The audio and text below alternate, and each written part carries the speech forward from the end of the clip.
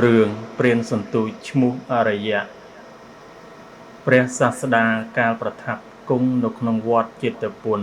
ទ្រង់ប្រារព្ធព្រានសន្ទូចឈ្មោះអរិយៈម្នាក់ត្រាស់ព្រះធម្មទេសនានេះថាអ្នកទេអ្នកអរិយោហោតៈ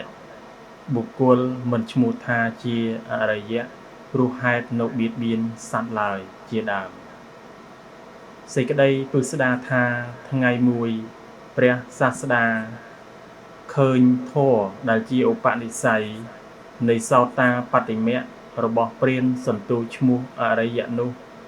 ទ្រង់យាងដើម្បីបិណ្ឌបាតក្នុងស្រុកដែលនៅជិតខ្លោងទ្វារទិសខាងជើងនៃក្រុងសាវត្ថីមានភិក្ខុសង្ឃហែហមស្ដេចយាងត្រឡប់អំពីស្រុកនោះខណៈនោះព្រានសន្ទូចនោះកំពុងចាប់ត្រីទាំងឡាយដោយសន្ទូចរបស់ខ្លួនឃើញភិក្ខុសង្ឃមានព្រះពុទ្ធជាប្រធាន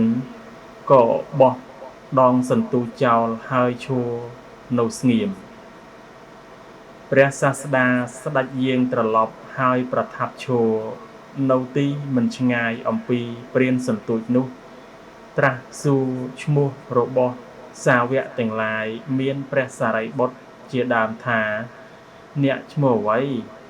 អ្នកឈ្មោះអ្វីចំណែកសាវកទាំងនោះក៏ក្រាបទូលឈ្មោះរៀងខ្លួនថាខ្ញុំព្រះអង្គឈ្មោះសារីបុត្រ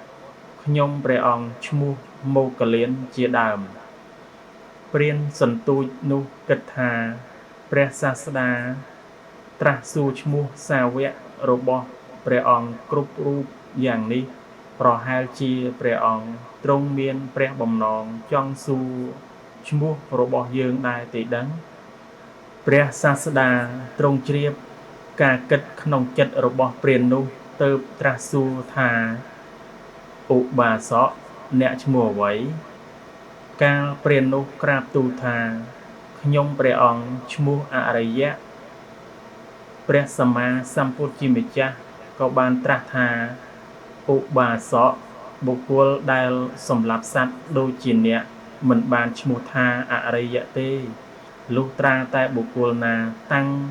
នៅក្នុងការមិនបៀតបៀនមហាជនទើបឈ្មោះថាអរិយៈដូច្នេះហើយទើបបានត្រាស់ព្រះគាថានេះថាអ្នកទេអ្នកអរិយោហោតៈយេអ្នកបាណានិហឹង្សតិអហិង្សាសព្វបាណានំអរិយោតៈបវុជ្ជតិបុគ្គលបៀតបៀនសត្វទាំងឡាយដោយហេតុណាមិនបានឈ្មោះថាជាអរិយៈដោយហេតុនោះទេបុគ្គលដែលតថាគតហៅថាអរិយៈព្រោះមិនបៀតបៀនសត្វទាំងពួងបណ្ដាបទទាំងនោះបទថាអហិង្សាព្រោះមិនបៀតបៀនសេចក្តីថាដោយការមិនបៀតបៀនមានពាក្យអធិប្បាយដូច្នោះថាបុគ្គលមិនឈ្មោះថាអរិយៈដោយសារតែបៀតបៀនសត្វទាំងឡាយទេចំណែកបុគ្គលណាតាំងនៅឆ្ងាយពីការបៀតបៀនព្រោះមិនបៀតបៀនសត្វទាំងឡាយដោយបាតដៃជាដើមតាំងនៅក្នុងភាវនាមានមេត្តាជាដើមបុគ្គលនោះព្រះសម្មាសម្ពុទ្ធត្រាស់ថាហៅថាអរិយៈក្នុងកាលចប់ព្រះធម៌ទេសនាព្រានសន្ទូចក៏បានតាំងនៅក្នុងសោតាបត្តិផលព្រះធម៌ទេសនាមានប្រយោជន៍សូម្បីដល់មហាជនដែលមកប្រជុំគ្នានៅទីនោះដូច្នេះឯង